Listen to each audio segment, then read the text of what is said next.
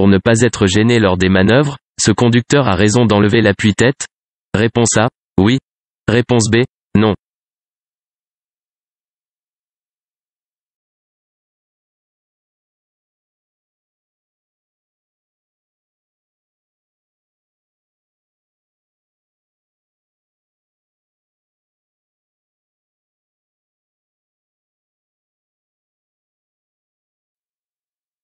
Il est important que l'appui-tête soit réglé correctement.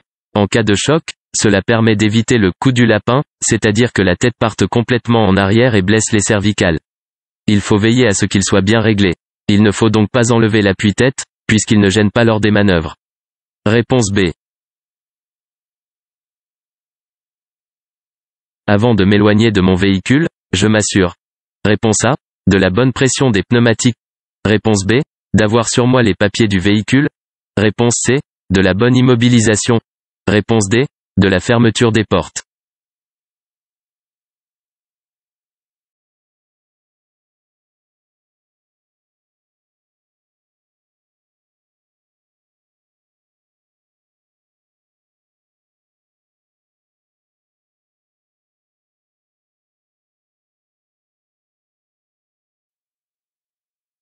Avant de m'éloigner de mon véhicule, je m'assure de la bonne immobilisation du véhicule, c'est-à-dire d'avoir bien enclenché le frein à main, pour la sécurité de tous.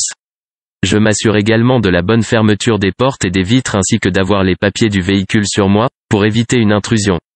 Réponse B, C et D. Cet appui-tête est bien réglé? Réponse A, oui. Réponse B, non.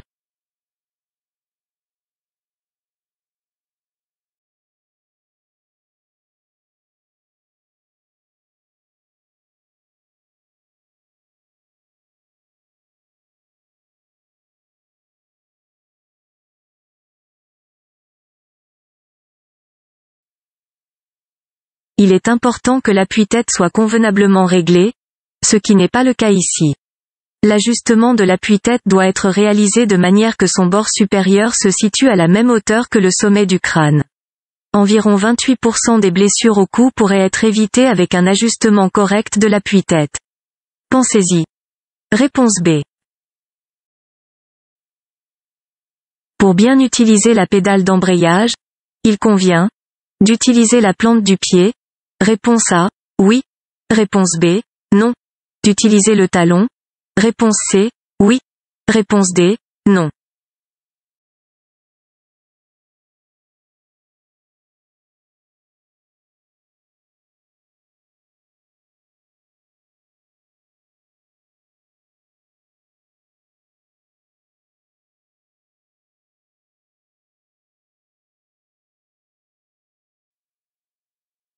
Pour bien utiliser le pédalier, et surtout, l'embrayage, il est conseillé d'appuyer avec la plante du pied et de bloquer le talon au sol afin de relever doucement l'embrayage.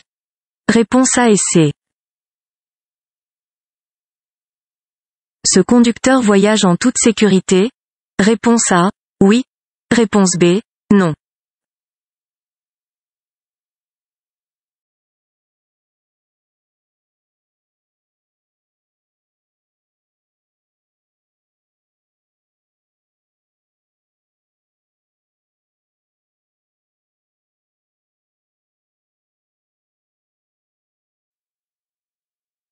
L'installation au poste de conduite est très importante pour le conducteur. Ce conducteur est en danger. En effet, sa ceinture est vrillée. En cas d'accident ou de choc important, il risque de graves blessures. Il faut toujours veiller à ce que la ceinture de sécurité soit bien à plat au niveau de la poitrine. Réponse B. Je peux quitter mon véhicule immédiatement? Réponse A, oui. Réponse B, non.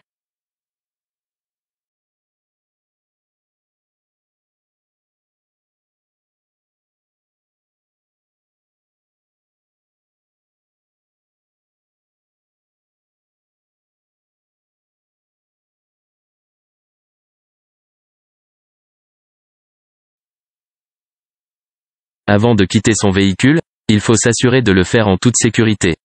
D'abord, il faut regarder le rétroviseur intérieur. Ensuite, je prends la poignée de ma portière de la main droite afin de pouvoir regarder correctement dans mon rétroviseur gauche et l'angle mort avant de quitter mon véhicule. Un cycliste arrive, j'attends avant d'ouvrir la portière. Réponse B. Dans cette position, le conducteur pourra tourner plus facilement le volant. Réponse A, oui. Réponse B, non.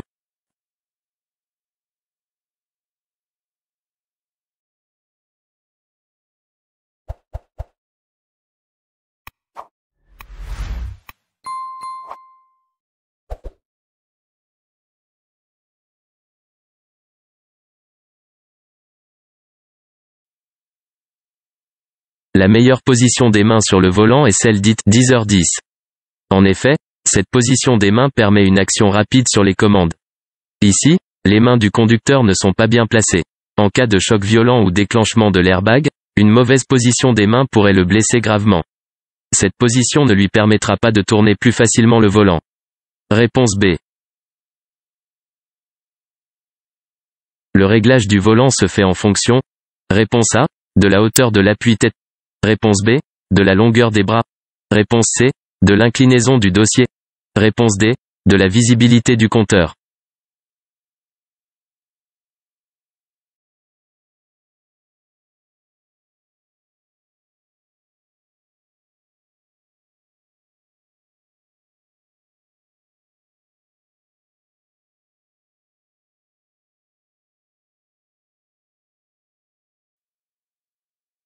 L'installation au poste de conduite est très importante. Outre le fait de régler le siège, le dossier et les rétroviseurs, en fonction de notre taille, il est possible de régler la hauteur du volant ainsi que la profondeur. Le réglage se fait en fonction de la longueur des bras du conducteur ainsi que l'inclinaison du dossier et de la visibilité du compteur. Réponse B, C et D. Avant de monter dans mon véhicule, il est conseillé de vérifier la présence d'obstacles. Réponse A, oui. Réponse B, non. L'état et la propreté de la plaque d'immatriculation. Réponse C, oui. Réponse D, non.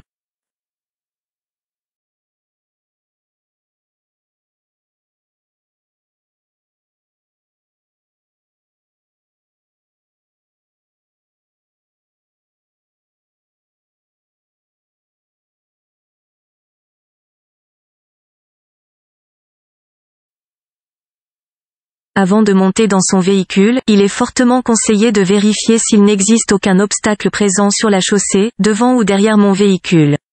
Je dois également vérifier l'état des pneumatiques ainsi que l'état et la propreté de la plaque d'immatriculation. Elle ne doit pas être sale ou abîmée. Réponse A et C. Avant de monter en voiture, il faut vérifier l'espace libre. À l'avant la voiture? Réponse A, oui. Réponse B, non. À l'arrière de la voiture? Réponse C, oui. Réponse D, non.